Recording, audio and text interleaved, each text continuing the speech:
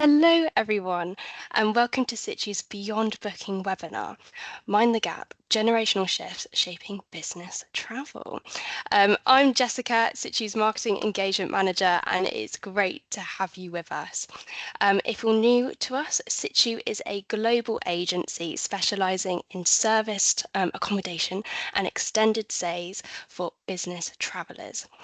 We support mobility, relocation, and travel teams with flexible, high quality accommodation, making complex programs simple but also people first. Today, we are sharing highlights from our new white paper, Mind the Gap, with research by YouGov and enriched by industry focus groups. We will look at the 4 generations shaping business travel. So there'll be baby boomers, Gen X, millennials, and Gen Z. What truly sets them apart, how those differences show up in travel and accommodation choices, but also more importantly, what that means for you as well. Quick housekeeping, just to let everyone know we are recording today's session, but without any further ado, I am absolutely delighted to hand over to our host, Jo Redman. She is a consultant to Situ, a leader in travel and tourism and hospitality, who will guide us through the discussion with today's panel. So Jo, over to you. Oh, what a lovely introduction. Thank you, Jessica. Really kind of you. And yeah, good morning and welcome, everybody. Lovely to have you here. And it's a real honour to be asked by Situ to host this webinar. And I've got 2 fantastic panelists with me today who will introduce themselves in a moment. We've got the lovely Elsa Pollard, Category Manager from Murphy, and Wayne Lapage, the Global Commodity Manager from Unext Traffic. So in a moment, I'll get them to introduce themselves. But yes, just to build on what Jessica was reiterating there, Situ have recently produced this white paper on having 4 generations in the workplace. And I'm sure many of you can relate to having these generations in the workplace and the impacts across all aspects of organisations and businesses. But clearly we're all interested in travel. So today we want to really dig into that white paper and the expertise that Elsa and Wayne bring to the table around the impact on business travel and in particular travel accommodation. The white paper is incredibly insightful. You may have already had a look at it yourselves, or you can grab it from the Situ website, or just get in touch and we'll get it sent out to you. We have highlighted here on this slide just a few of the key outputs, which I think are really interesting. So 30% of millennials are applying say they wanted full flexibility when choosing where to stay. Only 41% of Gen X and 34% of baby boomers think sustainability is important when selecting accommodation. Gen Z are tracking towards non-hotel accommodation, and that could include serviced apartments, short-term rentals, while just 21% of the cohort state they use company-approved booking tools. And younger employees express a desire to live with colleagues, an example of a well-being consideration that travel managers might want to balance within their travel programs. So those are just a few of the key outputs. There are many more. And as I say, we'll go on and explore more of those as we get into the webinar itself. Just to be really clear and highlight again what we're talking about with the 4 generations, we've got Gen Z, who are aged between 16 to 28, millennials aged 29 to 44, Gen X, who are aged between 45 and 60, and the baby boomers aged 61 to 79. And for the purposes of this white paper, we haven't included Generation Alpha. We know they're just coming into the workplace now, but major entry is not really going to be till around 2030. So we've not factored that in at all. So I'll just let our panelists introduce themselves briefly before we get into the first question. So Elsa, over to you. If you'd just like to introduce yourself and tell us a little bit about the Murphy Group, that would be fantastic. Thank you.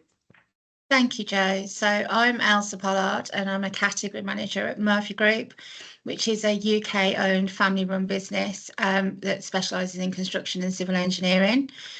We have an established travel programme over here in the UK, and I'm happy to be part of this today.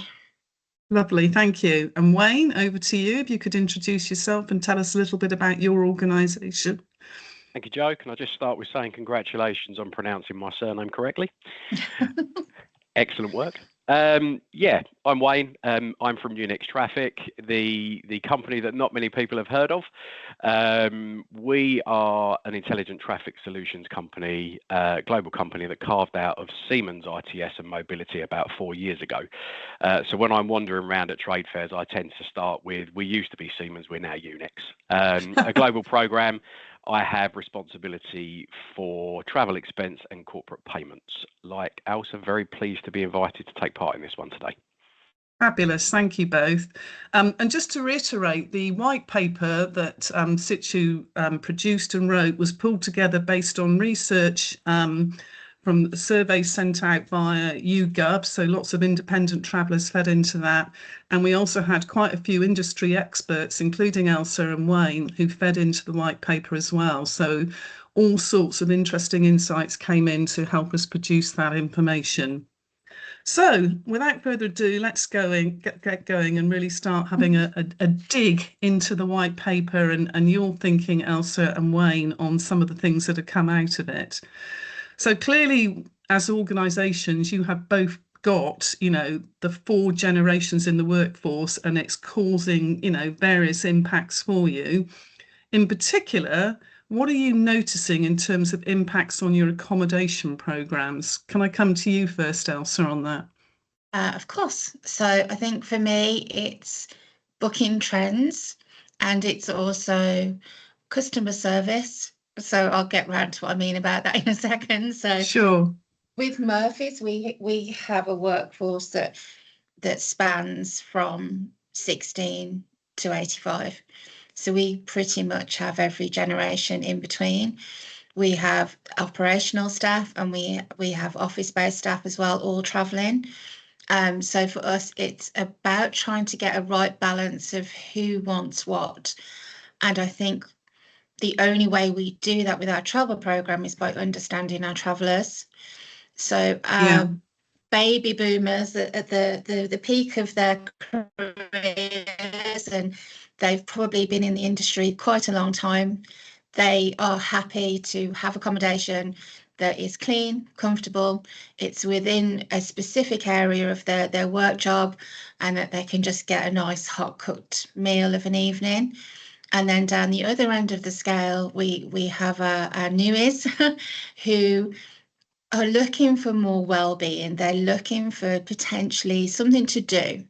So they're looking for a hotel that may have a gym add-on, or they're looking for an apartment base where they can actually live with someone else that they are working with to break up that monotony. And then obviously we have a couple in between. So my generation, so well, don't want to reveal my age too much, but it's not millennial. We kind of grew up with suddenly having access to technology, and I feel that my generation feels like they should use it every chance they get.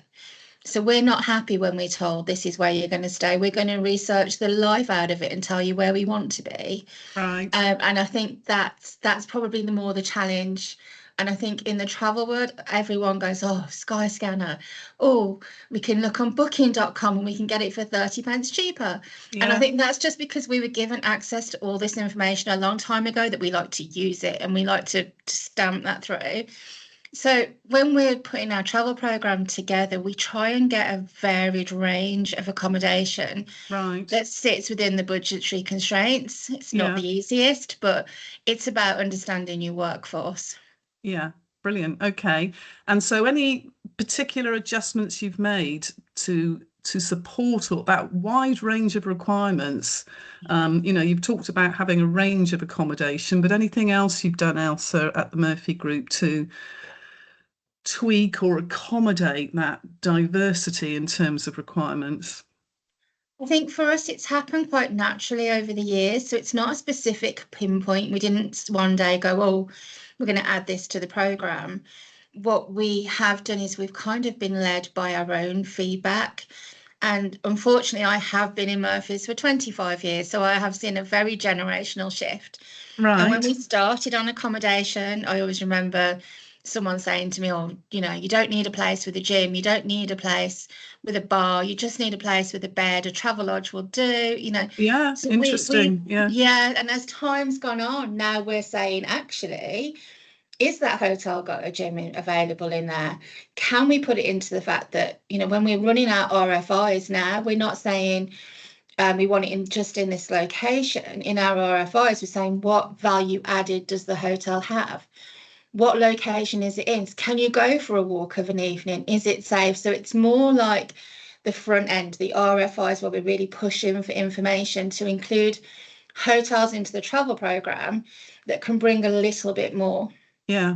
And do you feel accommodation providers are being more proactive in terms of setting themselves up to offer those things these days? I think so. And I'm not going to call anyone out because that wouldn't be fair. But on Sure. my last few show rounds, I've literally been shown cupboards with a Peloton bike in there going, look, we have a gym. So Oh, I wow. think hotels are trying to react with the space that they have, and again, sticking within their budgetary constraints that Yeah. they have, because the leisure industry may not need a gym because they're out shopping all weekend, but actually to entice the corporates now, when hotels are talking to me, they're very forthright with, we have a gym, we have sustainable food options, we do this as a hotel, and I feel like they're trying to tick boxes to put that in.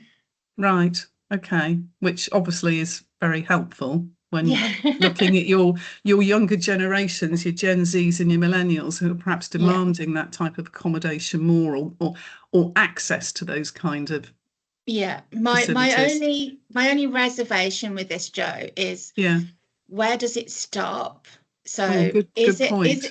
is it a case of, if a hotel has a treadmill, a bike, and a couple of weights, that's okay? Or are we then going to expect a hotel to have a running track, a swimming pool, a full-size gym, extra weights? I just don't know how much accommodating we need to be doing. And my fear is when alpha comes up, that we might be pushing a little bit further towards, is it enough? I know that's not a Sure. conversation for today, but it's just that Yeah. thought, you know, Well, it won't be long before alpha's in our workforce. I know, and you've always got to, have one foot ahead of the game if possible, Yeah. haven't you? And trying to Yeah. identify what your workforce are going to need or expect, Yeah. or yeah, need to be able to do their jobs as best as possible when they arrive on site, wherever that Yeah. is. Yeah, brilliant. Okay, thank you. Very interesting. Wayne, coming over to you now, really very much the same question. What impact are these full generations causing for you in terms of travel accommodation in your organisation? Well, I think it says there, first of all, in the workplace, and then on the travel accommodation program. I think my view is it's positive. With Generation Z and millennials now emerging throughout the workforce, becoming more senior in their roles, I think we see a completely different view on challenges, on how to solve problems. I think they come with a different mindset, and I think Yeah. we see the real emergence of technology and a connected sort of work stream because of the pushing of the millennials and the Generation Zs. I think when you look at a Generation Z, should I say, not Z, Generation Z employee, We'll take Gen Z, that's fine. they all have a natural ability to debate. They are great debaters. They could all be politicians that work at my place. They are very good at articulating their view and pushing for what they want. They don't necessarily take no or it's not possible as an answer, where maybe the baby boomers did. They're like, this is the policy, we're going to stick to it. Can I just ask there then? So they push their ideas and suggestions forward, and you listen. What sort of format do you do that in, or how do you let them get involved in decision making? So we have a heavy engagement focus. I'm really connected to the traveling communities and maybe the 3 different types of traveller that we have. Most of the Gen Zs sit in the senior engineers or the engineer pool, but we are connected through travel user groups, drop-in sessions, being available in the office, survey feedback. That all starts with data analysis. So you look at the data analysis, you see what's being booked. It's then about reaching out and finding why that's happening. And I know there's a question later on that, but I find the younger demographic are better at countering their requirements with reasoning. And making me sit up and go, okay, yeah, maybe my view that I had when I first come into this industry isn't actually as current as it was. You're quite right, and I think that transforms now into the impact on travel accommodation programs. We did introduce a quick win. It probably wasn't the quickest to win, but we changed our technology provider to have better content because our employees and our younger employees specifically wanted greater choice. They wanted to be able to select an out-of-city location that had, a clubhouse and a coffee shop and a gym and all of that. But they also wanted the apartment type accommodation.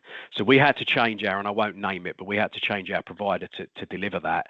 And actually, they wanted to be able to sit down in the evening, watch Netflix, pull out their phone and book their accommodation next week instead of going up to the office upstairs and logging onto a laptop. So, we've had to deliver that, but there is now another one. They've got that connectivity, but they want the smart tech that starts recognizing their booking trends and automatically recommending what they've booked previously. So it's going beyond that. And you've got to embrace it, in my view, in order to have what we want as travel managers, or the original want as travel and expense category managers, the full commodity in one place and visibility.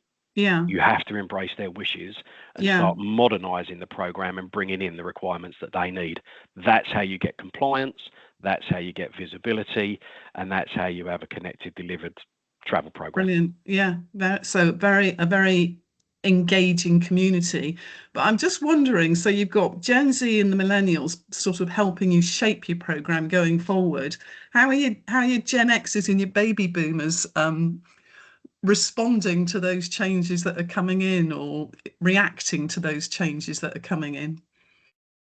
Is that for me? Yep. Sorry. Initially, probably like I, as a Generation X, with a little bit of resistance. I won't be like Elsa. I will say what part I sit in.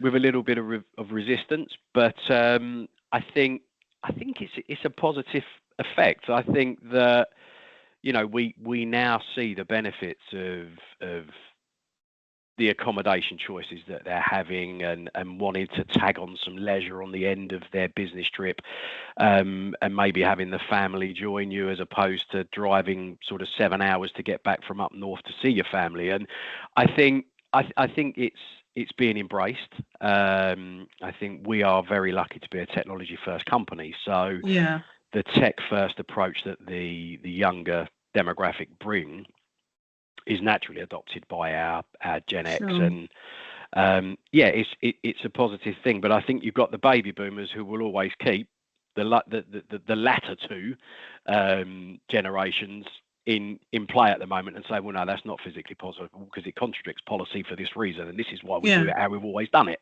So there's a balance, and I think there should always be a balance. But it'll be, gradually the baby boomers are going to drop out of the workplace, aren't they? And then I guess, the Gen Zs and the millennials will have even greater influence and sway potentially on travel programs in businesses, or needs and wants and desires. And then obviously, as we know, the unknown, the alphas coming in, as Elsa has said, are going to start impacting as well. So, brilliant. Thank you. So moving on now, thinking about, the research that Situ did with the white paper, so both the survey data and the qualitative data that came in from the various experts, we started to find this trend around non-hotel accommodation becoming more popular with Gen Z for its well-being advantages. And I think by well-being, the sort of things that people are talking about are not, yes, access to gyms or a yoga mat in their apartment room, or it could be the ability to self-cater. It could be communal areas where they can go and meet people. It could be organised events, access to discounts at nearby gyms or wellbeing facilities or whatever. So wellbeing is quite a broad brush. Or the other one that I've heard of is where people even want to be able to bring their pets, for example, if they're away for a long time. That's deemed a well-being thing. So this kind of drive towards non-hotel accommodation, so Gen Z can take advantage of it, well-being activities. What are your thoughts on this? If I come to you first, Wayne, if that's okay. Yeah, so I think we are seeing a real push for the non-standard accommodation types, and by that I mean your traditional hotel chains that have got, 10,000 properties all around the world that you can walk in one country and walk in another country, and they look exactly the same. They offer the same things. Yeah. We are absolutely seeing, and we have done for some time, the emergence of our employees wanting apartment type accommodation, or hotel chains that I alluded to earlier that offer the clubhouse, the coffee shop, the out of city locations. And I think that is driven by even the simplistic view, you touched on it earlier, to have an area where they can meet communally. It can be as simple as, I had a conversation a few weeks ago, and they're like, I want an apartment because actually, yes, I want to cook, so I want to save the company money. I'm very health conscious. I want to not necessarily go and get a burger and chips and 3 pints of lager to help me sleep in a strange bed. I want to be able to cook my own meal. I'm not eating carbs at the moment. Well-being. I'm not eating carbs at the moment, but actually I want to then be able to sit and chill out for an hour or two before I go to sleep, and watch TV, and and catch up on my Netflix. And doing that in a bed when you're sitting up against the headboard for 2 or 3 hours is painful. So I think it's the accommodation with those extra areas that it brings, the gyms, the seating areas, that is absolutely what's wanted, and we now see a real push for those, and that is why we've had to look at bringing that type of accommodation content into our corporate booking tools, because otherwise we are losing visibility, we're losing duty of care then, because we don't know where our travellers are staying, we can't monitor the standard of it. So they want accommodation. They want that apartmental type accommodation, and they have very valid reasons, and they can push those reasons across to the business now. Yeah, and do you think some of that is driven by what they do in their personal lives? So I'm sure many of us, myself included, are Airbnb experts, or whatever. We source local accommodation when we go on holiday. Do you think that's impacted it? What they do in their private leisure time is also driving what they want from their business program. Well, I think they're all experts now. I think that the days of Elsa and I being the only expert on our commodity and our category in a business have long gone, because let's say your millennials and your Generation Zs are used to doing the research. They're used to staying in a home that they've researched and looked at, and more than comfortable at doing that. So yes, those traits, those strategies of sourcing your own travel outside are now coming into the corporate world, and they're like, I don't need to phone, email, or to look at a corporate booking tool and book my accommodation.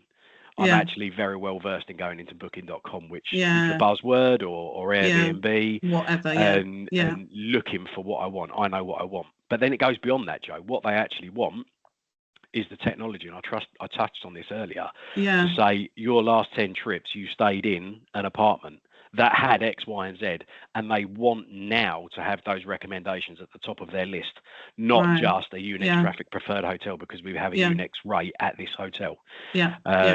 So not only are they adopting and bringing into the workplace their methods of sourcing their own travel, they want the AI driven technology. Here we go. AI that promotes exactly what they want and have booked Yeah. previously. They're trends. Yeah. AI to be their friend, AI to learn all about them and know what they want so they can Yeah. present. Yeah, I mean, AI is not just about making caricatures now and getting pictures of you looking like a Disney character, I was told by someone last week. So really, I never knew that. Brilliant. Okay, thank you. Elsa, coming over to you, what are your thoughts on your Gen Z cohort and wanting, non-hotel accommodation and stuff associated with well-being? So we're very new to the non-hotel accommodation. We've driven hotel programs from a wellbeing perspective of being able to get breakfast, have an evening meal allowance, have parking on site, have that security. So Yeah. traditionally, we have driven that forward. And I think just to touch and expand on Wayne's comments there, with the serviced accommodation, it helps that now there are serviced accommodation out there that offers on-site food facilities. Yeah. And not only that, you then have your lounge area, you then have your bedroom, and our younger generations, speaking widely and broadly, Okay. they don't want interaction with people they don't know. They don't want to Right. go and sit in a restaurant on their own and have dinner. Yeah. They want to go into their accommodation. They want to get their meal, whatever that may be, whether they pick something up or have the ability to cook it. They want to plug in their phone and they want to chat to their friends on WhatsApp. Yeah. They're not like the older generations that'll be like, I'll meet you in the bar for a pint. They're not Interesting. like, I'll meet you at Yeah. 7 for dinner. They're Yeah. like, this is Yeah. my world. I'm Yeah. quite happy in it.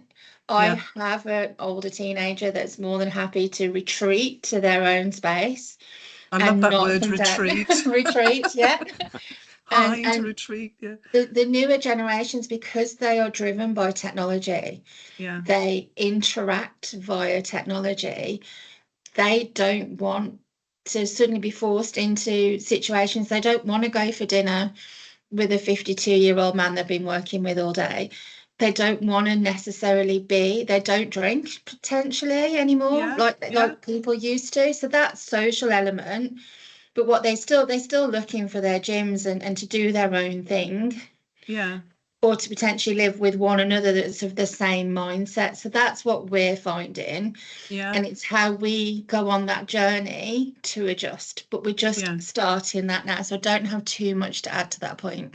No, well, but really insightful. So Elsa, I've got your Generation Z arriving at an a hotel or a serviced apartment. I'm straight in, I'm up to my room, shut the door, get on my phone, order some food, Yeah. and just get on with my life like I do at home. Yeah. And then, equally, then we've got, perhaps the Gen X's or the baby boomers arrive at a hotel. I want to be Yeah. checked in. I'm going to go up to my room. I'm going to come back downstairs and I'm going to have a lovely meal and be looked after in the restaurant and everything that goes with that. And hopefully meet up with a few people for a few beers in the bar afterwards, which Wayne was talking about as well. So very different I profiles. find that baby boomers want someone to talk to. They want someone to be that reassurance when they check in. They want to, just down to wanting to. There's always this moment when you get to a hotel and you're like, is this the one I'm staying at? I've been to so many wrong ones. Hey, And when there. you're older and you're in a different town and you just want to get there and speak to someone, you want to know which way your room is. You want to know what time you can come down for breakfast. They just want that reassurance. So and then at the other end of the scale, they just want to check in. There's some hotels now we don't even have to talk to a person. You put your email address in, your reservation comes up, you print your own card and off you go. So it's very, very different between the generations. It really is. So, I mean, this is really interesting stuff. Thank you guys for sharing so much with us.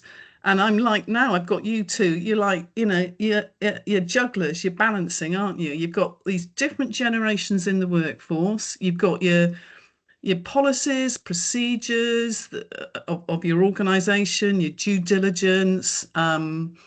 You've got the cultures within your business, and you've got obviously the type of work your different employee groups are doing.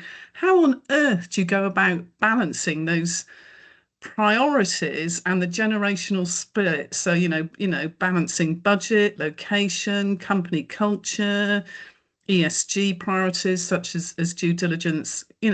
How do you balance them, and can you put an order to those priorities in any way at all? I mean, Elsa, I don't know if you'd like to have a go at that first of all. That's a very big question. Yeah, See, at absolutely. Murphy's, our culture is everything. We are one team, one family, one Murphy. We live by that, and so within our Love that. policy, Yeah, everyone from our senior execs to our newest new starter on a Monday morning is bound by the same travel policies. There's no right. exceptions made.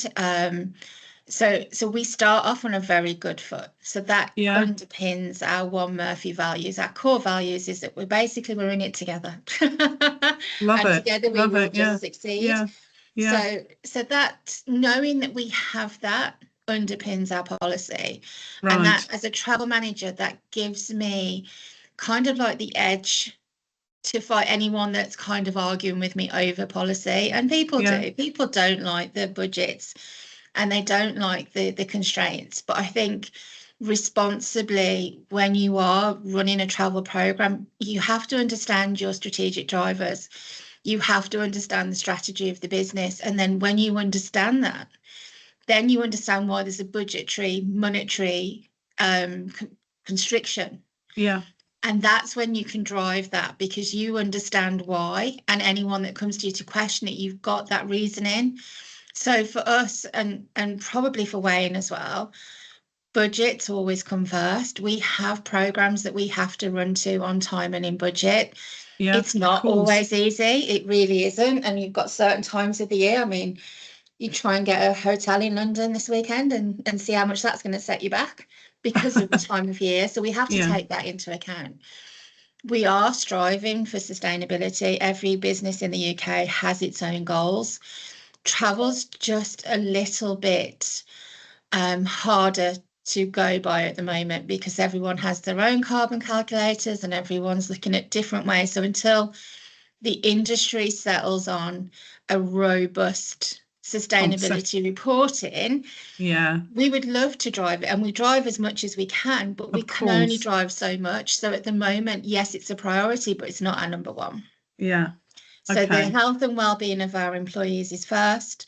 We look at budgetary, and then we'll look at the sustainability, and we are starting now to push for more sustainable options, but the smaller wins. So we're asking for hotels that are being a little bit more responsible, whether that's the wooden key cards instead of the single-use plastic, Yeah, whether or not that's glass water bottles in your room if they supply water. We're asking for these yeah, smaller wins rather than how much carbon do you yeah, accumulate, because no one's settled on an actual calculator for that yet, and I can't trust the data. yeah. Brilliant. So Thank you. that's Well, for thank you us. for sharing that. And so culture, well-being, and yeah, Budget. safety of your folks, of your people, absolutely top priority. With budget coming in underneath and then starting to factor the other things in. Really, Yeah. really interesting. Thank you. Wayne, anything you want to add to that, or you can share with us in terms of how you juggle your priorities? Yeah, and it's a challenge. Okay, and it is a Sure. challenge, as I said earlier, Yeah. because you have the Gen Zs who are naturally very, very good at challenging and putting their point of view across. Now, I'm not saying that they're all disruptors, because they're not, but they come with a view that change should be accepted. So we are very fortunate as an organisation like ALSA, because we're quite young. Our leadership team do live and breathe and set by example. They do follow the policy, so that makes things easier, Yeah, as it ALSA must said, do. for I can for us. imagine. Yeah. If Yeah. if the CEO and the CFO are following, the black and white in the policy, then there's no Yeah. reason why you shouldn't sort of further down the team command, as it were. But Yeah. budget will always be a priority for us. Of course. We are primarily project driven. Our profit and loss comes from budget success within those individual projects, and really making sure that we are lean in our operating costs. However, we are also equally big again as a young company on company culture. So within our company culture, it's very much health and safety first and employee first. So our Gen Zs do have the argument to say, well, actually, your policy's saying this, but our our company culture and our ethos are saying this. They're at loggerheads, and it is a battle. And I think that's why now I've kind of done my job differently to what it was when I come in to being a buyer and said, the door's closed. This is the policy, you follow it. Whereas now it is about connecting with the users and understanding their points of view, and trying to bring in the different types of accommodation that they want available, the way they want to book it. And sometimes it's about being honest, and I am honest more often than not, and say, look, I can hear why you want this. I can understand why you need this. Where possible, we're going to try and incorporate that, but do understand that there will always be a city cap in play. And if what you are asking for exceeds that city cap, and the CEO is not exceeding that city cap, then unfortunately you're not going to either. You're not going to. But I will work as hard as I can to support you and find options for you, or bring options into the palm of your hand to deliver what you want. And most people are reasonable when you take that approach. Okay, thank you. Thank you again for sharing that, because that's quite a tricky one, and asking you some quite intimate questions about what priorities your businesses have got. So it's just brilliant to hear people first, safety first, all that good stuff first, but absolutely understand the relevance and importance of budgets underpinning that, and then starting to explore other priorities. Wayne, you've been touching on technology quite a bit, and I know we talked about this when we did the original interviews for the Light Paper. So tell me a bit more about, this younger generation wanting it all in the palm. I mean, they're like this, wanting it all in the palm of their hands. Just build on what you've told us already, really. But Absolutely. I think Elsa mentioned something earlier where she said, our generation was introduced to the booking tool idea first of all. You can go online, you can book something, and you don't have to speak to a travel management company.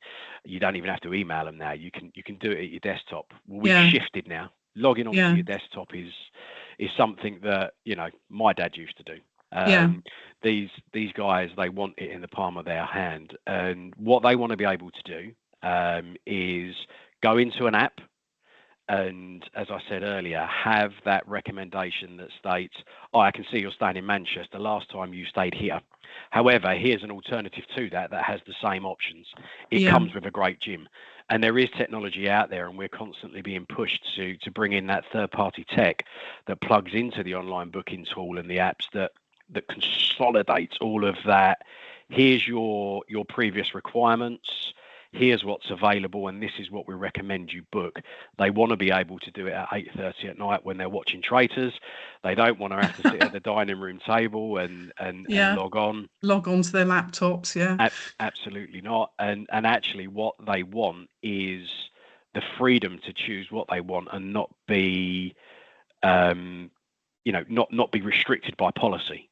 So not only is it about bringing in the different accommodation sort of ideas that they want, it's about ensuring that you've got the modern tech that supports them to book it all in one place. And actually they want freedom. So you have to be, and the likes of Elsa and I have to be very creative in our policy creation with finance, and develop a dynamic policy that allows these individuals to choose. That's what they want, freedom of choice. They don't necessarily like the idea of, okay, this is what you have to do and this is how you need to do it. It's about flexibility. And we are getting there. We are finding that this technology is available now, and it's becoming more and more connected, as I've said. And I strongly put that towards and put that in Generation Z's ability to counter argue and push that availability of technology is there to deliver what they want. But out of interest, does the tech, when see this when when they've got it in their palms, is it throwing back some data to them as well about how many nights they've stayed away, or I don't Yep. know. Yep, absolutely. It's throwing that back. It's also, I've seen somewhere it recommends that you could maximise your wellbeing opportunity here by staying for an extra 2 nights on Friday and Saturday, and it's only going to cost X amount more. Right. That brings issues to Elsa and I then in how do you incorporate that into a policy, and how do they Yeah. claim for that through Yeah. the very rigid expense management channels that we have. So yeah, it's all available. It's all there, and every week something new is coming out in the Yeah. in the workspace and in the technology offerings that promotes well-being, better choice, and just a better option for you. The challenge is how do we incorporate that into a controlled corporate environment, because we Yeah. still need to have control. Of course And you I do. don't yet have the answer. Oh, I was I'm going getting to there. ask you that. I was going to ask the 6 million. Elsa might though. Elsa, was there anything you wanted to add on the technology side of things about, the people wanting it, the younger cohorts wanting it in the palm of their hands? Is there anything you guys are doing from that perspective? So we've moved away from the days when we used to have an embedded card at a specific hotel and then went into the TMC route. So I'd say for the last 4 years, we've had technology that allows you to view your bookings online. And I'd say in the last 6 months, we've changed that to being able to book online. You could always book on a mobile version, Yeah. on a web-enabled mobile version, but now we've actually got apps embedded. Great. And Yeah. I think, just to expand from Wayne's point, I think it's the convenience. Our world is relying on convenience, and aside from wanting to know which is the best places to stay, what we're finding is people want to be able to track their route from beginning to end. So if I'm going to leave Stafford on a Monday morning, they want to know how I'm going to get there. I'm going to know where I'm going to stay, what's convenient for my meeting, when should I come back, what's a good time, is it just off peaks on Fridays? Like, they want that kind of information drummed in. People, and I think this comes back to my point earlier, is where does it stop? So we thought we Yeah. would be really like forward thinking, being like, you can now book your hotel at home, like on your mobile phone, on an app. You can see all your data, all your information. You can see where you stayed Right. before. Yeah. But now, and again, it's that now they're like, so how do I get there? And what do you mean, how do you get there? You get there like how you would, like, Yeah. no, but the app's not telling me, should I drive, or should I get a train? Should I fly? And I'm like, Oh my wow. goodness. Yeah. So Yeah. it's getting to the point where almost people just want To be the trip just planned out in the most okay. convenient manner in the palm of their hands. And I think this is the next step. And I think this is where AI will really drive. I've seen a few technologies out there that are starting to really play with this, Yeah. but that this is where we're going forward. So we're moving away from what I thought was a brilliant, like, you can do it at home, to actually that's not enough, because now we want this and we want this and we want this. So it's just forever evolving, and it's great. And that's so interesting, isn't it? Because you kind of, you've got, Gen Z and the millennials saying, I want to be in charge. Yeah, equally, I want it in the palm of my hand, and I want the palm of my hand to tell me the best way to get there. And Yeah. so I sort of, I want it all. I want to be in charge, but I also want to be told via my, with a bit of choice. Yeah, very And interesting. just to reiterate, baby boomers just want an email with a confirmation attached. Yes, please. they just want an email and a confirmation, and they will sort themselves out, and they will arrive on time. Yeah, yeah. They won't be relying on anyone else. It's not everyone else's fault if the train doesn't come. Yeah. But then as you come down the lines, that's when you start seeing the different levels of wants, needs, and expectations. Fascinating. So we're coming close to our finishing time. I've got one final question, which I'm sure everybody listening will be really keen to hear. You're both fabulous experts. What advice would you give to organisations just starting to adapt their travel or mobility policies to a more diverse workforce? So Wayne, what would be your key tips and pointers? I think it's open the doors, embrace change, and embrace these sort of differences across the generations, and you do that by staying connected. So As a global commodity manager, I'm responsible for the short, mid, and long-term strategy of the program. That's across 3, 5, 7 years. And what you want is generally to have full visibility and control of what's being spent. And the only way you do that is by embracing change and adapting your policies. Otherwise, you are going to get leakage. I read somewhere in the white paper, 21% of cohorts confessed to using the booking tool. So we've got huge leakage there, if I've read that correctly. Yeah, you did. The only way you deliver both, and that is your duty of care, your health and safety requirements, your cost savings and visibility, is by embracing what these guys want. And when I first come into being a buyer, I had a very, very square view of how a program should look. And that was probably where I had some of my highest leakage. So the way that we've got there is being available, being in the office, looking at the data and following up with these individuals and say, look, I can see actually in the last 3 months, you have shifted to this type of accommodation, not just in one city, but in 3 or 4 locations. Why is that? What's driving that? And they will be very open to you if they're Gen Zs. They will give you the reasons why, and then they'll want to know what you're going to do to bring it back in and make it easier for them to do it. So it's about embracing, and it's about being really, really close to your user groups, and don't be frightened to enter a room and just ask the questions. What do you need? What do you need from me? My job here is to deliver something that works for you. So let's work together, and what can I do to make your lives easier? That's how we've thought about changing our policy at the moment. Fabulous, thank you. And the same with you, Elsa. What would be your top tips or recommendations for people setting out on this journey? Know your workforce. If you don't know your workforce, your travel program will fail instantly. You need to know your workforce. You need to know what percentage you have within your different area groups. You need to know what their preferences are going to be, or else you could be tailoring a travel program that just doesn't work. I think from that, you need to start collecting your data set as soon as you can, but also interrogate your data. Where are your booking trends? Where are people staying? What are their preferences?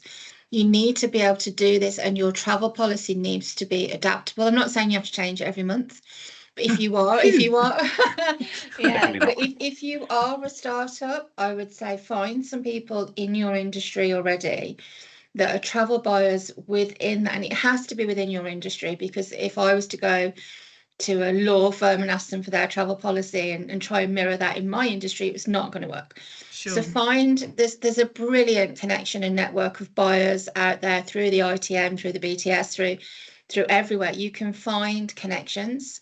You can have those conversations, and those buyers will give you their background, their history, their what went wrong, what's going right, but will also tailor it for you and your kind of company. Once you have that, I think it'd take a good 12 months for you to settle on a strong and robust travel policy. But coming at it from you will book £100 a night, you will stay within an hour, you will do this, you will do that, that's not going to work, because too many people have an opinion on travel. Unfortunately, it's the most opinionated part of the world. And I think somebody was telling me the other day, when you go to a company, you don't question your laptop brand. You don't question your keyboard and your mouse and where it comes from, but you do question if you're going to be stopping in a Holiday Inn in Stevenage High Street. Well, it's so a highly emotive travel. It's a highly emotive product, isn't it? It really is. And I think as a travel manager, you have to be ready for the emotion, and you have to be able to handle that. So that's my tips. Thank you, really insightful. And the other one I heard from you earlier, Elsa, was about linking very closely to your company why and culture, which I know is the same for you, Wayne, as well. Guys, awesome. Really, really appreciate that. Thank you so much. We've learned a lot. Jessica, if I hand back to you now and let you just wrap up the call for us. Thanks so much, Jo, and a huge thank you to yourself and our speakers, Wayne and Elsa, for sharing such sharp and practical insights, I must say. I will be sending across a follow-up email and the recording with your exclusive copy of Mind the Gap white paper. If you'd like to continue the conversation or explore how Situ can support you with your travel, mobility, or your relocation needs, just visit staysitu.com or reach out to one of the team directly. But yeah, thanks again for joining us, and we all look forward to seeing you at the next Situ webinar. Thanks so much. Thank you. Thanks, Jessica.